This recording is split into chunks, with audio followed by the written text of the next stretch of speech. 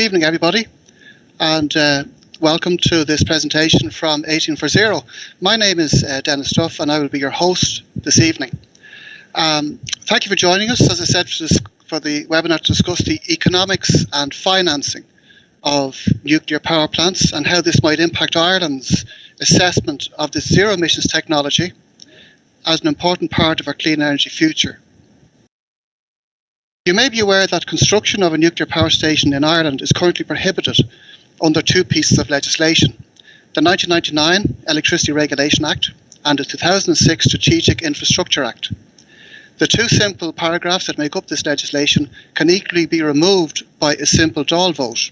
In other words, no referendum would be required, even if that might be desirable. Ireland urgently needs to assess all energy technologies for the role they may play in delivering affordable, clean and stable electricity here as soon as possible. However, it's not credible that nuclear energy could be assessed for its ability to deliver such electricity on an equal footing with other energy technologies while these bans are in place. Given the importance of the work and that it would take 12 or more years to begin producing electricity in an Irish nuclear power plant, it is essential that this all-inclusive assessment takes place now, to give sufficient time to deliver an affordable and reliable clean energy future. 1840 is a voluntary group of energy sector professionals advocating for the repeal of this legislation to enable this important work to begin. In today's discussion, Paul Warren will first introduce some of the grid level and nuclear specific economic, financing and risk considerations that impact both the cost of generating electricity and the total cost of supplying that electricity to the customer. Kallemets will then give a practical example of how and why his company is on track to deliver a nuclear energy industry to Estonia, a small European Union nation of similar size to Ireland. This session will be recorded, and a link to the recording will be sent in the coming days to all who registered for the webinar, whether they were able to attend this evening or not. I'd ask you to please keep yourselves on mute during the webinar to allow for improved sound quality for everybody. If you're having any difficulty with the webinar quality, please let us know through the chat function and we will do our best to help. The chat function is the second bar in on the top of your toolbar. Each speaker will speak for up to 15 minutes. The remaining minutes, 30 minutes, will be for your questions and our answers. Please type your questions relating to this evening's topic into the chat box and indicate if you have a preference for which of us should answer the question. I will read out as many questions for the speakers as we've time for, but please feel free to contact us after this event with any unanswered questions you may have for 1840. So it's time to get started in earnest, and I'm delighted to introduce our first speaker to you, Paul Warren. Paul is a consultant in energy economics, in energy finance, contracting and negotiation. From 2011 to 2019, he was an energy and environmental economist with the International Atomic Energy Agency. He's represented the Ministry of Finance in Ontario, Canada, in negotiations with nuclear technology vendors, where he chaired the commercial team. Can you hear me now? We can indeed, Paul, yes. Excellent. Okay, well, thank you very much, Dennis, and indeed thanks to everybody who's taken the time to attend today's webinar. The presentation today will consist of 5 more slides, and I want to highlight, first of all, a full cost metric, which will allow us to compare on an apples-to-apples basis the costs of electricity from technologies that differ in various ways, and crucially which differ in terms of dispatchability and emissions. I'll then present some indicative comparative full cost numbers before going on to talk a little bit about the cost structure of nuclear energy, where I'll emphasise in particular the importance of upfront capital.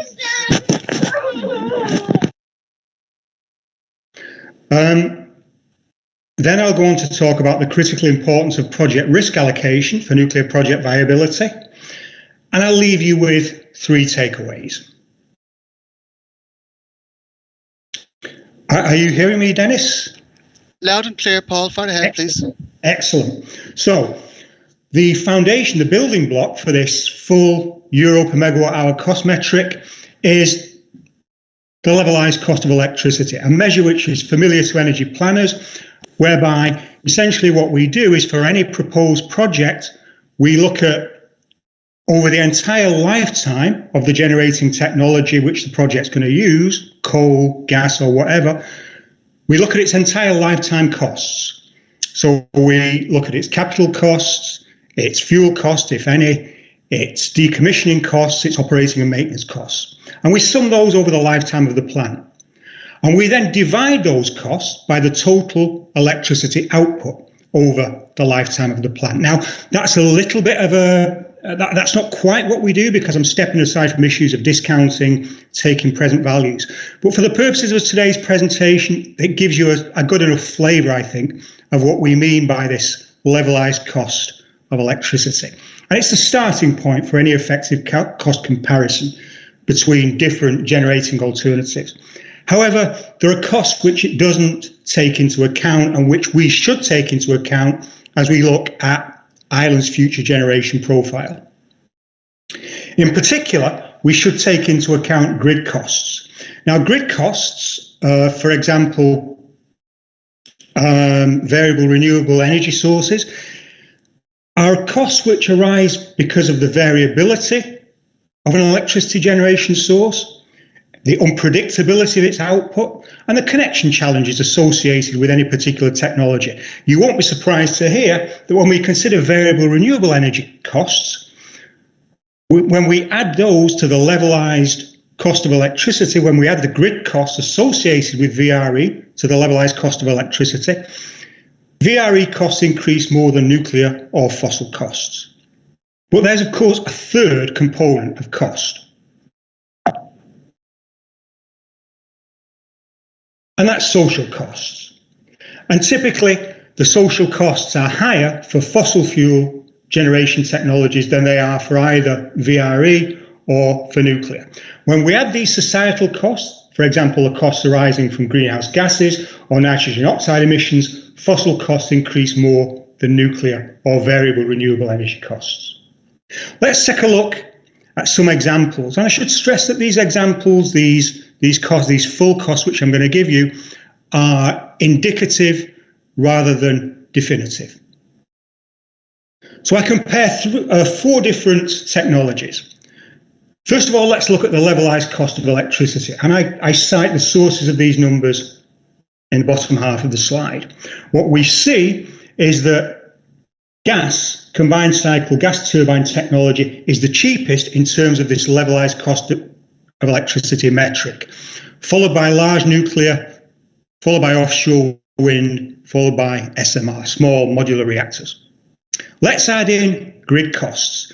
And there we see the increase in cost associated with offshore wind because of the variability of power from offshore wind, its unpredictability, and the connection costs. It's not easy to get electrons from an offshore wind plant into the grid.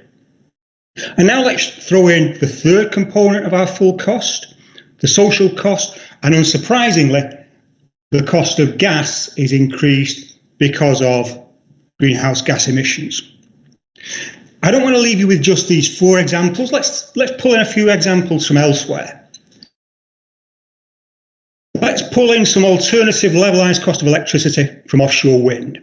And that number, around €145 per megawatt hour, is taken from the Irish Wind Energy Association's submission to your National Energy and Climate Plan consultation in 2018, where they also provided, in addition to numbers for offshore wind, some numbers for onshore wind. And we see there that the levelized cost of electricity for onshore wind considerably smaller. Why? Because it's challenging to anchor an offshore wind turbine to the seabed or to have it on floating platforms. Alternative SMR numbers, some numbers produced by Parsons and Brinckerhoff for the Australian government as part of the final report for of the Nuclear Fuel Cycle Royal Commission in 2016, pretty consistent with the numbers that I've given you from the Atkins report, which you'll see cited in the bottom half of my slide. Large nuclear, the dotted box there represents the cost of electricity, the strike price from the Hinkley Point C project, which, as you know, is being built currently in the United Kingdom, in Great Britain. This price of £92.50 per megawatt hour is what the counterparty to the nuclear power station, the large carbon contracting company, will pay for energy from the station. And finally, let's do a sensitivity. The price of gas in the picture that I've shown you there is $10 per $10 per million BTU. We can also consider what happens if that price goes up to $16 per million BTU. I want to do a little bit of a deeper dive into the cost structure of nuclear energy. And the thing I need to emphasize is that the cost of nuclear energy, of nuclear generated electricity, will be driven primarily by capital costs which are paid up front by the project developer.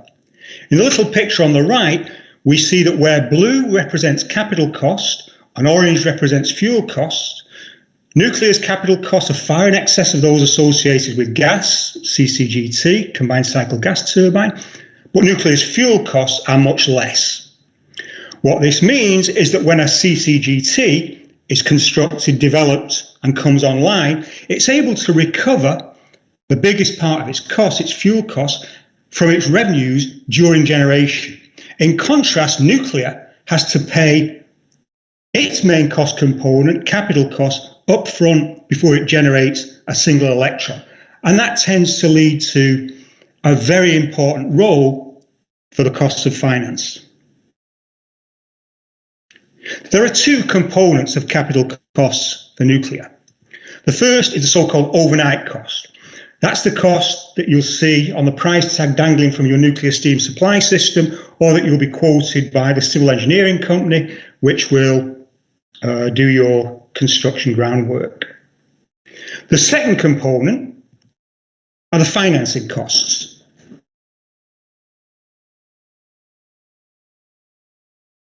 These are like the costs you'll see, when you take out a mortgage, of course, you take out a mortgage for a certain amount. When it comes to the end of your paying for that mortgage in 20 years or whatever, you've paid a lot more to your mortgage company than the value of the mortgage that you took out. And the difference between what you pay and the amount of money that you borrowed is the financing cost.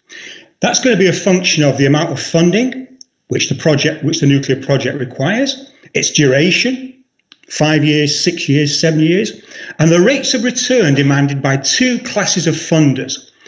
Investors, equity investors who take shares in the project and are entitled to a share of its profits, versus lenders who lend money to the project but who only get back in return the amount of money they loaned and their interest. Investors take more risk than lenders, in particular because in the event of the project going wrong, becoming insolvent even, lenders are first in the queue to recover are entitled to any residual value in the project before investors. It's a more risky proposition to be an investor, to put money in the project in exchange for a share of the profits which are going to hopefully arise from the project. Because investors take more risk, they charge more for capital. Loans from lenders are a relatively cheap source of capital. So a key to driving down the financing cost, the cost of capital for a nuclear project, is maximizing the proportion of funds provided to the project developer by lenders.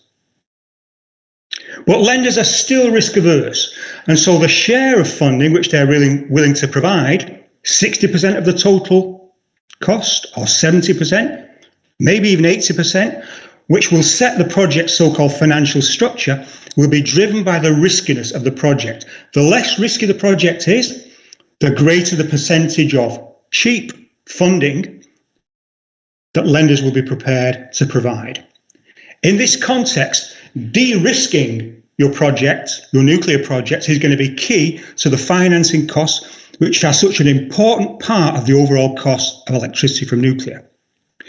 Risk allocation, de-risking the project, can be achieved in many ways. One way is through commercial contracting arrangements. So, for example, the project developer, the owner of the project, who's borrowing the money from the lenders, might enter into a fixed price for its engineering, procurement, and construction contracts with whoever, 𝗞𝗹𝗪, Fluor, or whoever.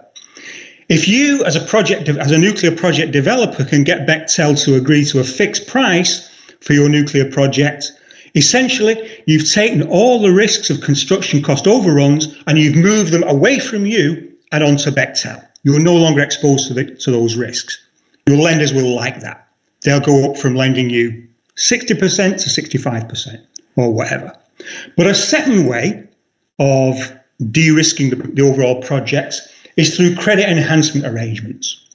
And I want to highlight just two of those because they highlight a possible role for the host government in any nuclear project. So the first type of credit enhancement arrangements, which we could look at for de-risking the nuclear project, is for the host government to provide a sovereign guarantee to the project. So the government of Ireland, in this case, would say to lenders, to potential lenders, we will guarantee that in the event that this project becomes uneconomic or is not able to proceed, we will make you whole. We will repay you any outstanding loans which you've given to the project together with interest. And we, the government of Ireland, AA rated by the rating agencies, our credit is good, we will do that. Now, perhaps the Irish government would prefer a second approach, which is very common, which is to give a sovereign guarantee to a power purchase agreement. Of course, a power purchase agreement is a typical way of de-risking any project. The owner of the plant enters into a contract with an off-taker who says, I will take all the power that you generate in your project at a certain fixed price. All the risk associated with fluctuations in demand or price are then taken by the counterparty. The project is de-risked in that sense. It's de-risked even more if the host government, the government of Ireland in this case, were to say, look, we will stand behind the off-taker. We will guarantee to participants in this nuclear project that in the event that the off-taker goes bankrupt or for whatever reason is not able to honour their take-or-pay agreement, we, again, will make you whole. We will take the energy, we'll find a new buyer for the energy, and we'll give you the price which was guaranteed. We'll act as guarantor for your revenues. The big picture here is that risk allocation is critical for a nuclear project. De-risking is critical to reduce the financing costs, which are so important for a nuclear project. Risk allocation will drive the project's financial structure, the extent to which lenders are prepared to participate and lend their cheap financing to the project. Risk allocation drives the project's financial structure. The project's financial structure will drive the cost of capital, and the cost of capital will drive the project's viability, including its cost of electricity. Three takeaways then from this very high-level flyover presentation. Any analysis of whether nuclear power makes financial sense for Ireland should use a full cost evaluation. Levelized cost of electricity plus grid level costs plus social costs. That said, the prima facie numbers from a number of sources suggest that it's worth doing an evaluation of whether nuclear power could make financial sense for Ireland. And finally, government can play an important role in making nuclear an option for Ireland by assuming some share of project development risk. Thank you very much.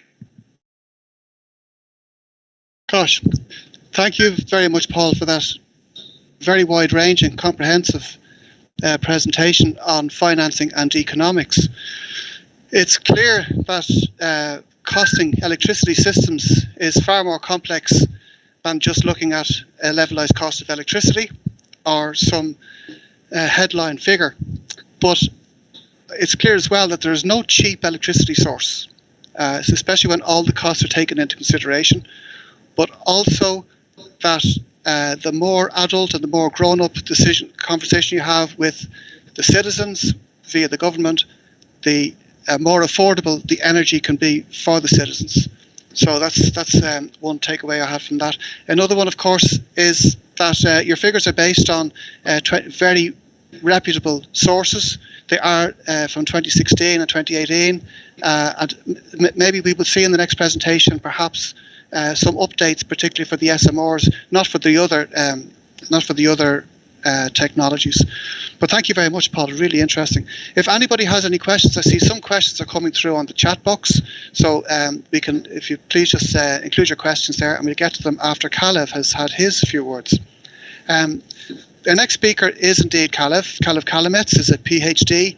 He's a co-founder and chief executive of Fermi Energia, a company established in 2019 by Estonian nuclear energy professionals and business people to develop and deploy small modular reactors in Estonia. Mr. Kallemets earned his Ph.D. in energy economics from Tallinn University of Technology. Mr. 𝗂𝗪 Kallemets has extensive private and public sector experience from an Estonian private energy company and the Ministry of Economic Affairs. He has also served as Deputy Director of the Geological Survey of Estonia and was a Member of Parliament in Estonia. So I'd like to hand over to Kálleb, please. If you'd remember you're on mute and just share your screen. Thank you, Kálleb. Yeah, tere õhtust. So hello from, good evening from Tallinn, Estonia. We indeed have snow outside. It's minus 16 and it's a normal winter in our latitude. So I'll go to my slides. Yeah, hope so. How is it? Is it visible? Okay, I will turn to full screen. Yes, it's there. All right, I'll try to manage to the right mode. All right. So it's about Fermi Energia. Obviously, we are motivated by the name of Enrico Fermi, the father of nuclear energy, and that he was really innovative and fast thinker. And indeed, we try to be fast as well in Estonia. We are a population of 1.3 million. So the size, if I'm not mistaken, the Northern Ireland. And but together, the Baltic states are indeed closer to the Republic of Ireland, so 6 million. But the landmass is a bit bigger.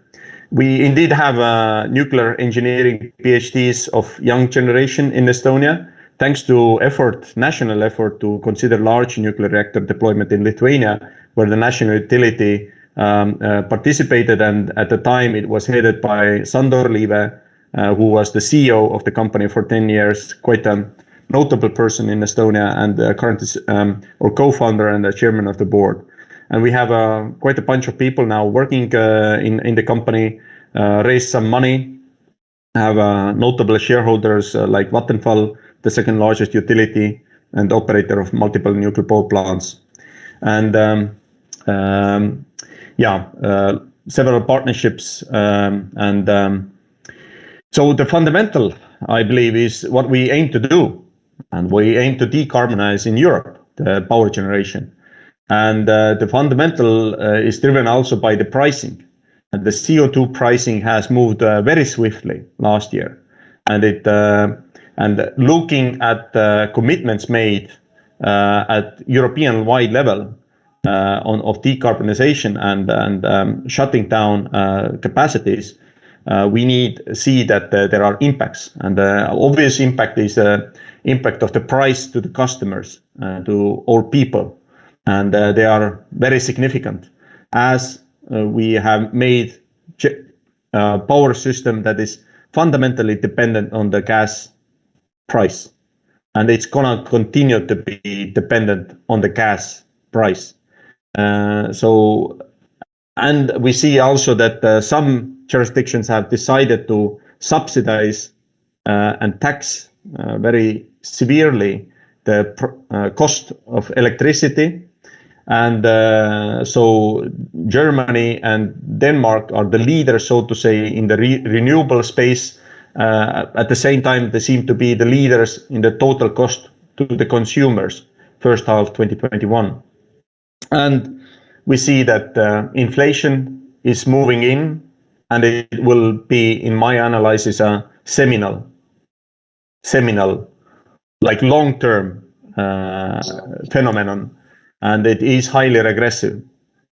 So meaning it will be very bad to many people of lower income. There will be people who will be angry and very hard to understand why that is. So there will be political impacts. There are already in Estonia. So what is happening also is the interconnectedness of European Union and closure of a significant number of dispatchable capacities. So here I have numbers of delta from 2018 when we started and compared to 2026. And we have relied on neighbors, but it so happened that the Norwegian prices now are very well aligned with the Western European prices. So you can't get indefinite amount of cheap hydro from Norway, which has been the talking story for many years in Western Europe. And what is relevant for all countries in the Baltic states is that by 2025, we will desynchronize from Russian grid system. Very important also is the closure of the coal. It's for political reasons, it seems the phase out of coal, but objective reason, if you have studied energy and you know about energy production in fossil plants, is that they're getting old. You can't make 60-year-old man or 80-year-old man run marathon every day. The same is with coal plants. They have to retire. It's just for physical reality. And also some of the lignite plants, they're running out of the raw material, the lignite. In Poland, in Germany, in Czech Republic, they will shut. And the same is true in Estonia. So 75 gigawatts of coal generation is due to be closed in Europe. And we are replacing with gas. And understanding that coal is still the dominant, being reminding of the COP26 commitment of closing coal, this will, looking at the UK, US and European experience of closing with gas burning, this means that the very severe demand, global demand for gas that we have right now is going to continue next year, year after that, year after that, year after that, year after that. There is no, to replace the amount of coal, primary energy, both in power generation and heat, is enormous amount of energy. So here is our reference plant that we have considered in all of our studies and is confirmed by the choice by Ontario Power Generation, the largest electrical utility in Canada, of deployment in Darlington nuclear power plant 40 kilometers from Toronto. It is planned to have a construction time from 26 to 36 months, staff 75, capex 1 billion euros, LSOE 50. And here I would address the LSOE item, which is really magical about nuclear, because we are doing in LSOE calculation something called applying the interest rate to the future revenues. Essentially, the LSOE does not consider the revenues of any asset beyond 20 years. But actually, nuclear power plants, after 20 years, after it has repaid its debt, essentially is going to start to make money. So the magic, what I learned more than 10 years ago, is that the old nuclear power plants, the generating cost is 25 euros. So it is by far, for next year, 40 years, after 20 years of operation, it is by far most competitive asset on the market. So it is a massively strategic asset. And that is the reason why the national utility of Finland, Fortum, acquired one of the largest utilities of Germany, Uniper. Also, Finland is about the size of Ireland. So, it's almost like Irish utility purchasing the, EDF or something like that. Maybe a far stretch, but what is also magic about this unit is that it is 90% using the existing boiling water reactor units, components. So it's the true trick about this unit is it's smaller, and smaller makes a big difference. Some people are interested, what is the cost breakdown of nuclear? Here it is. Nuclear steam supply system, electrical and generating equipment, and so forth. The advantages, obviously, of SMRs are lower upfront investment, simplified staffing, project delivery, and components. For example, 𝗣𝗪𝗪𝗿𝗃 project already from second, third year of operation was a 300 people operation. We have 14. I don't plan my company to grow more than 40 people before we submit the license application. Lower risk allocation allows for project finance. If the first unit has been deployed rather fastly, you are de-risking the licensing and the construction of the project. And the supply chain is also much more suitable. And you see here is the graph of the 𝗪𝗂𝗃 decline of the cost, and from the Kristi Kogan study. So the 𝗪𝗂𝗃, the fourth unit, it was 40% of the first of a kind deployment in 𝗪𝗂𝗃 site. So considerable decline in cost when you are moving into additional units, especially on the same site. Better scalability to the market. Ireland also would be stretched to have a large nuclear power plant. Less grid build-out cost, also quite important. Siting closer to industrial customers, really important too. In Estonia, we have a specific law that permits for this direct power supply line of 110 kV to customer without the grid fees.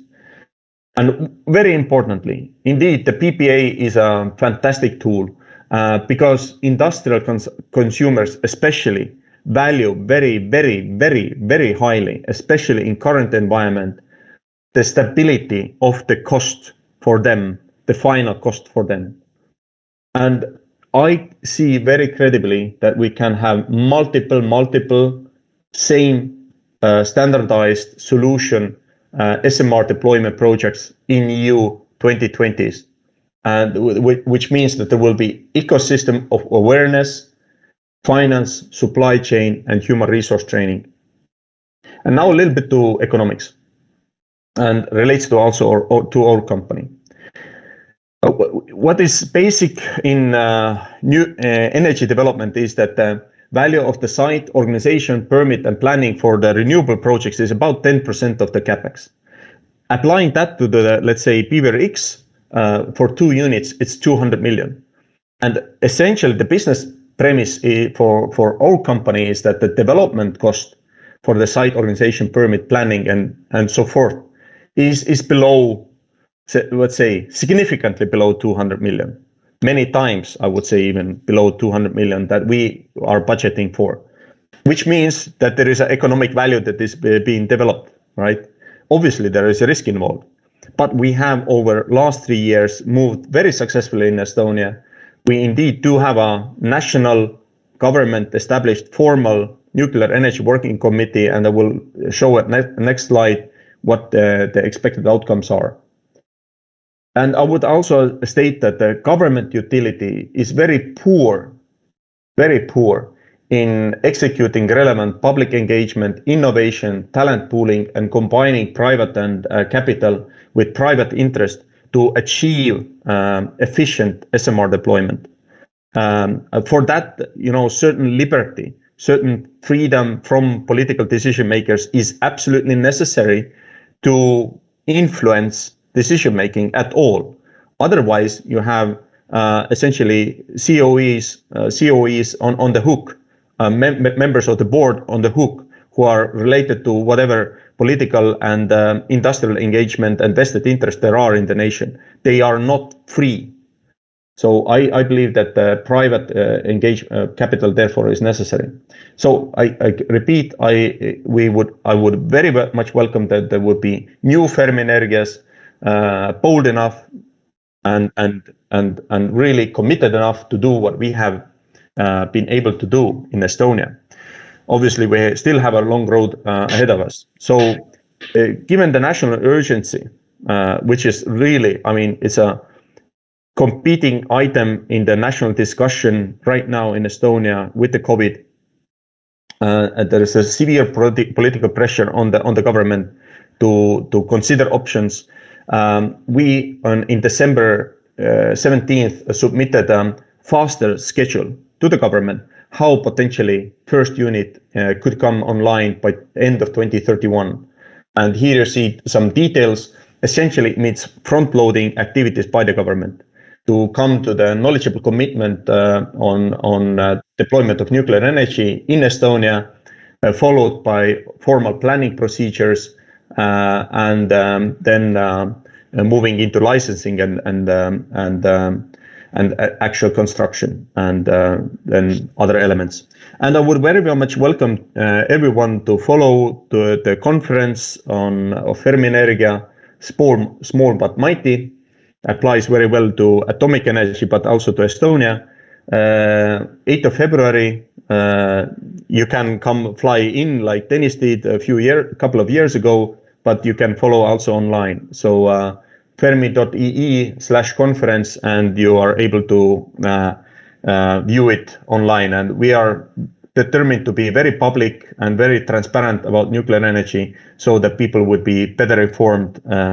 So we have a kind of a open source attitude to our enterprise, similar to a little bit to what Elon is doing in the States. Thank you very much. Wow, thank you very much, Kallemets. That's a really powerful presentation, and it shows just as much as Paul's presentation was showing how much the government can influence the eventual cost of electricity and the actual technologies that get delivered in any country. You've shown there where the input of a private industry, like yourselves, a small private company, can do certain things that the government can't do. And it seems to me to be almost the best of two worlds, where you have the private industry drive and ambition backed up by a proper government policy that's able to produce the best solution for the people. Absolutely astounding presentation. So thank you very much for that, Kallemets.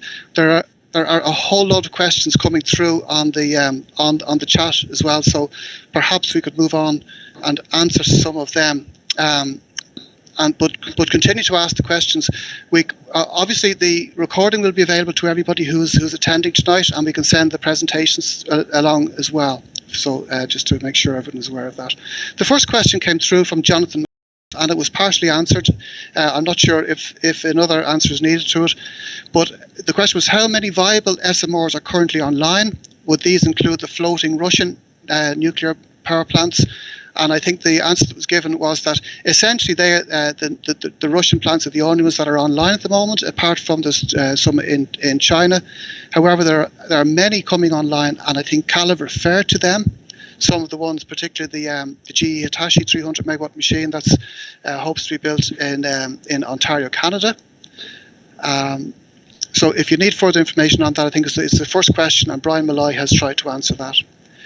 So a question wasn't answered so far. I think Dara, what time period is the payback based on for each energy source? And perhaps, Paul, that might really be addressed to yourself, I think. So I'd say a couple of things. So nuclear, the large nuclear is typically 60 years. But something I skated over when I was doing the LCOEs was the notion of discounting. For those of you who are familiar with the idea of discounting, where we try and acknowledge the fact that $1 today is worth more than $1 in 60 years, by dividing, I won't get too deeply into it, but effectively what this means is that even though the life of, and I think Kallemets actually mentioned this, even though the life of a large nuclear plant is typically at least 60 years, the revenues and the costs beyond about year 25 really don't drive the levelized cost of electricity because of this discounting concept. if we look at wind turbines are not lasting 60 years, right? Wind turbines, when I looked at the submission by the Irish Wind Energy Association, they were doing sensitivities around wind turbine lives of 20 and 25 years. Wind turbines are subject to fairly rigorous conditions. And the other thing that I did, the other technology I showed was CCGT, a combined cycle gas turbine, probably 25, 30 years. Excellent. Thank you very much. There's a question from Conor, and it's kind of associated, I think. Can the speakers explain that the electricity system is for profit, however narrow, that is commercial, before explaining how to finance? How do operators make money and how much? I think probably Kalev has gone through that, and has Paul only recently. A question from Tim came through, and Kalev, this might be for you as well, regarding SMRs. Are the much lower capital figure valuable to make this option more attractive? So in other words, the headline falling in the overnight cost of SMRs compared to what they were even 5 years ago, has this made the option of an SMR more attractive, Kalev? You're on mute. Yeah. Look, fundamentally, it's not about peanuts. It's not about, oh, is it €2 here or there? Fundamentally, it's a question about whether you want to have a power in the future or you don't. That is the first question you need to get clear your head around. If you want to have security of supply with decarbonized system or not, and or you do have mountains of water as in Norway or not. If you don't, I mean, there are not too many alternatives, so it doesn't matter. It doesn't matter whether it's 60 or 70. It's anyway better than having no power. So, yeah, that's a very good point. And I think as well, when you pointed out the problems that you can foresee quite simply with the European electricity system, particularly as it's going to apply to your part of the world over the next 8 to 10 years, you need some electricity supply, and if it can be clean and reasonably affordable, well, by all means, I think that is the one to go for. Your slides that show the decrease in coal generation and in interconnection, the fact that you're moving from the Russian Federation is hugely important for you. And I think Estonia has some benefits in that regard, but Ireland also has some benefits. There's a question here from Sharifa. Thank you, Paul, for sharing with us the financing of nuclear power. In your last slide, you mentioned that government should take some share in the project. Can you share with us the minimum share to reflect the government's commitment in the project? And what other sources of funding besides government are now interested financiers of nuclear power? Thank you, Sharif. It's a very good question. I'm not sure if you have a short answer, Paul. So, in terms of the government taking a share, I think we have seen governments take very significant shares. I mean, the most high-profile project at the moment in the large nuclear space is probably the Barakah plant in the United Arab Emirates in Abu Dhabi. And there, effectively, the Abu Dhabi government, despite trying to structure the project in various different ways, ended up taking 100% equity stake. That is clearly at one extreme. There was talk from the Koreans they were going to take an equity stake, and clearly the government of Abu Dhabi would have liked to have loans as well. But in the end, when you really dig deeply into it, it turns out the Abu Dhabi government financed that 100% with equity. But that is very much one extreme. I would see the government's role not so much as taking a direct equity stake. I mean, if you look across the Irish Sea there to Great Britain and look at Hinkley Point C, the way that the government has played a role there is as a guarantor in setting up the large carbon contracts company, which is kind of supposed to be independent. But again, if you read the very fine print, ultimately, HM government is guarantor for that. And I would see government involvement as being far more in terms of providing providing guarantees, and of course everything else that you need, a regulator, the kind of soft infrastructure, the legal structure, etc., etc. That is really where I see government fitting in. As far as alternative sources of funding, there's a bunch of different things we can consider. We see in Scandinavia this 𝗪𝗂𝗪𝗏 model, where we see in Finland this 𝗪𝗂𝗪𝗏 model, where a bunch of electricity off-takers have come together and formed a cooperative to take power from from the 𝗂𝗪𝗏𝗃 project. We see the 𝗪𝗏𝗃 model in France, which is a different. Occasionally we see vendor finance, right? We'll occasionally see a vendor step up and say, we will take a share in this project. We, GE Hitachi or Westinghouse or whoever, this isn't really our business, but we're willing to take a small stake. But I would say far and away, the most significant provider of funding in the nuclear space relatively recently have been the Exim banks, the export credit banks, in various forms, whether it's Russia or China. That is where the money has come from in the past, most recently. Yeah, I think we should, in 21st century, we should less talk about the 20th century. There were some, I don't think that everything was done right in 20th century. There were some good elements, but also some bad elements. So I think, I mean, we need to be obviously realist that the first item I would say, government is source of risk. And therefore, it needs to take part in the risk. What that format is, we will have a discussion also in Estonia. I would not like to have any subsidy in Estonia. I would rather in Estonia would prefer indeed that the government would be directly a lender. In Estonia, because we have debt to GDP, public debt to GDP 26% lower than Luxembourg, this is absolutely an option. So I would, if government wants to be minority equity holder, I wouldn't object, but they have, what is very important about any shareholder, has to be intelligent shareholder. We have seen also in Finland that some shareholders might not be too educated. This is a real problem, Paul. I know very well Olkiluoto and both Fennovoima. And sometimes if the shareholders have misplaced expectations, are not educated enough, that becomes definite a problem. What I very much inspired, and I think on 21st century, the private capital is much more available, even from retail investors, institutional investors than 20th century.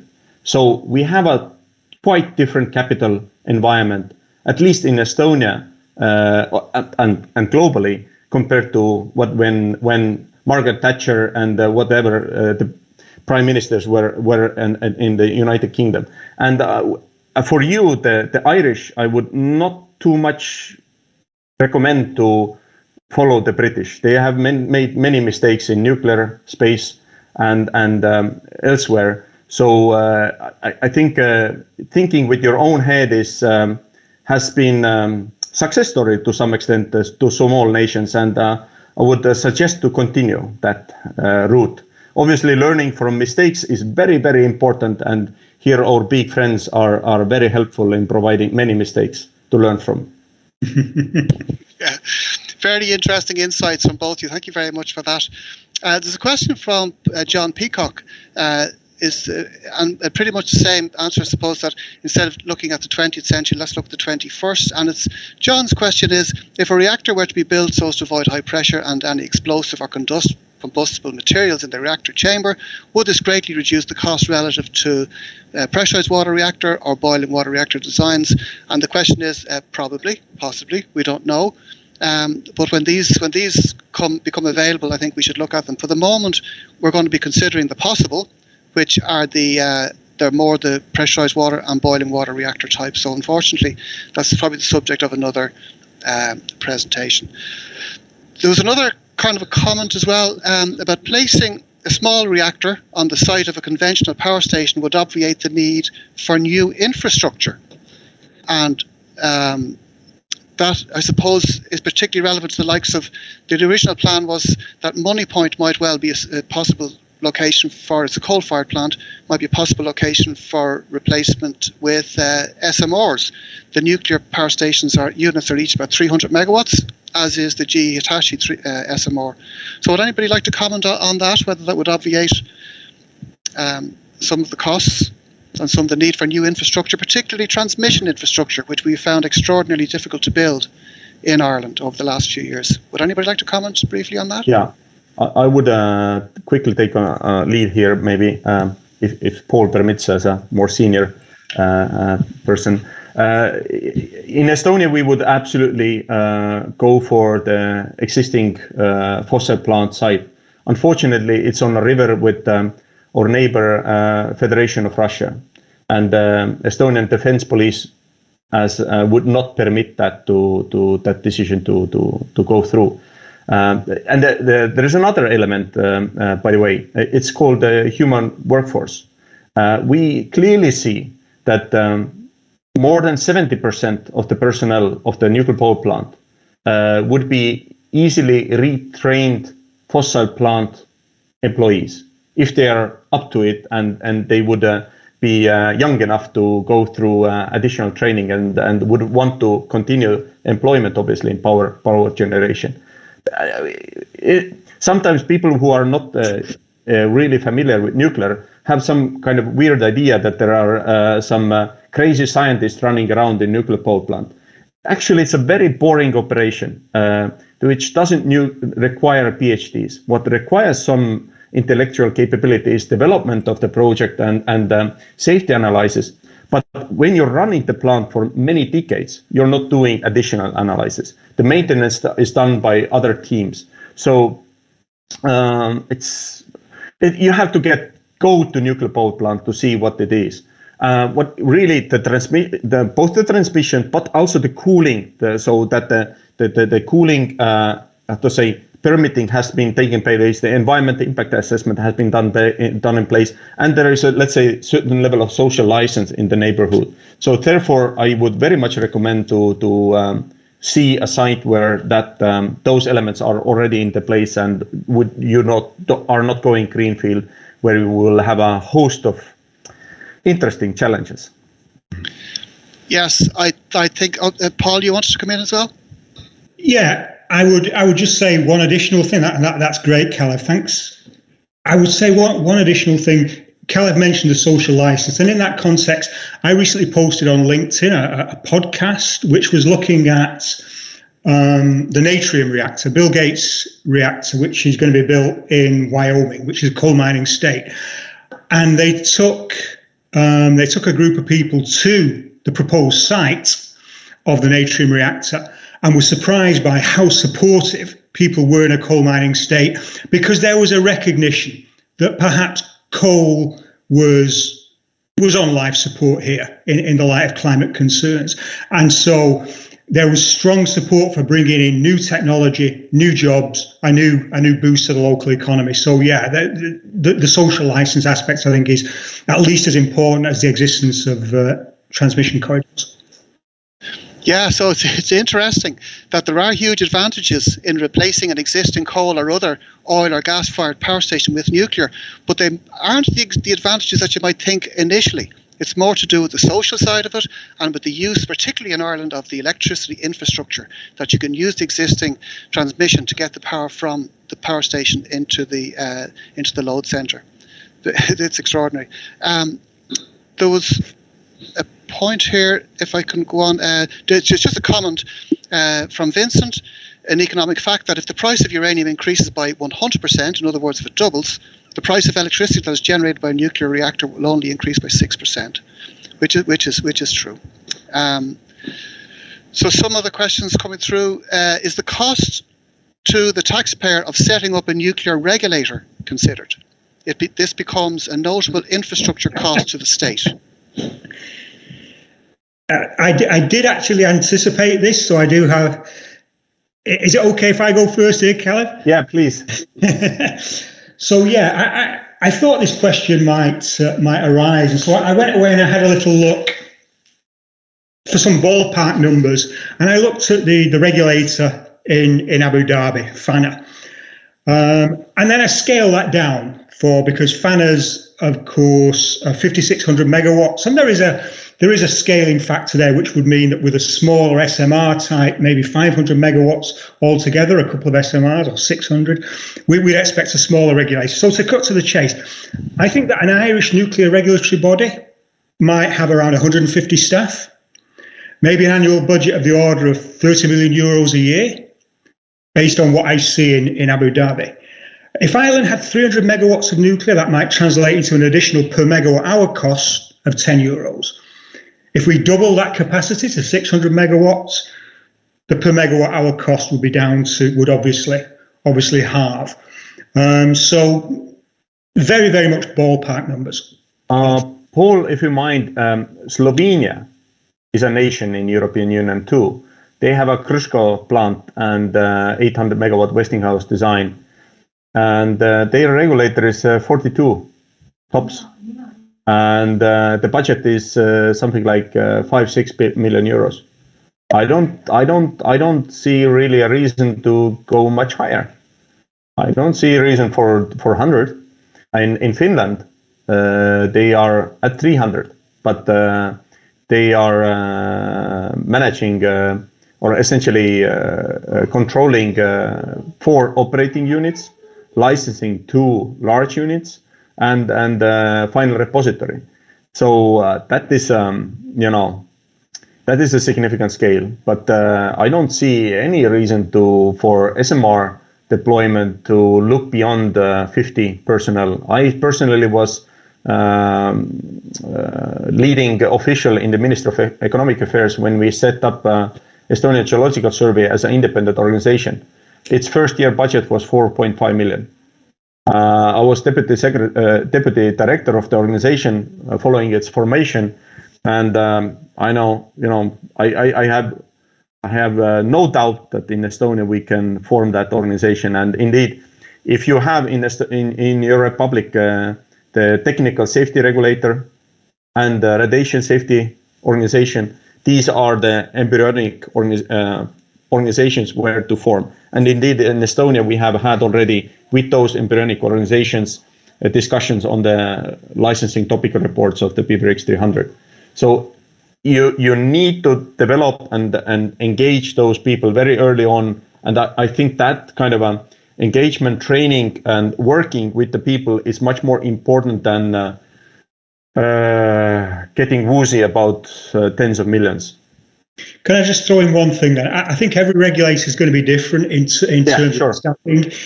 Every regulator will be different in terms of staffing. And a key factor is going to be the extent of that regulator's reliance on TSOs. Technical service organizations, right? That's going to be a crucial thing. I'm looking at my map, and I'm extremely envious that Ireland is much closer to Canada than Estonia. Yeah, and we're looking at our map, and we're extremely envious of Estonia, where private and public are working together to deliver the best solution for a clean energy future for the people, and it seems to be paying dividends. Well, hopefully it will. That will continue. We have a history at 8:40 at our webinars of starting on time and finishing on time, and we're a minute before 8. So unfortunately, we have to finish up at this point. But we will try to address all the questions that have been unanswered through social media over the next few weeks. So if you could please keep an eye out for them. I'd like to thank you all for coming here tonight. It was a pleasure to host the event. I hope you found this session worthwhile. I think I learned something, and I hope you all did as well. There's excellent interest in the topic, and there were over 100 people attending at any one time here, which is brilliant. But the webinar, I think, showed that the financial and economic considerations are not reasons for summarily dismissing nuclear energy from being considered in Ireland.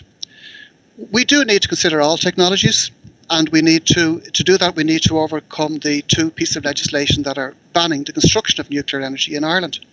As I said, we are a voluntary group. Our previous webinars discussed the benefits of an energy policy that considers all technologies and not just simply those that are promoted by a section of society.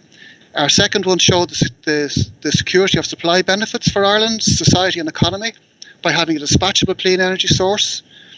And we also show that Ireland has the people to operate a nuclear powered industry effectively. Our next webinar is on February the 8th, and it will address options concerning nuclear waste. This is one of the most popular objections to nuclear energy, so we will explore the known and possible future solutions to the problem. We'll email you about this when the registration opens, and we hope you can join us then. In the meantime, you can find us on LinkedIn, on Twitter. I'll put a slide up now concerning these, on Instagram, and at 1840.ie, where you can find out our report about nuclear energy development in Ireland. So with that, once again, thank you very, very much. It's been a wonderful evening. I hope you've enjoyed it as much as we have, and we look forward to seeing you at the next webinar. Thank you very much.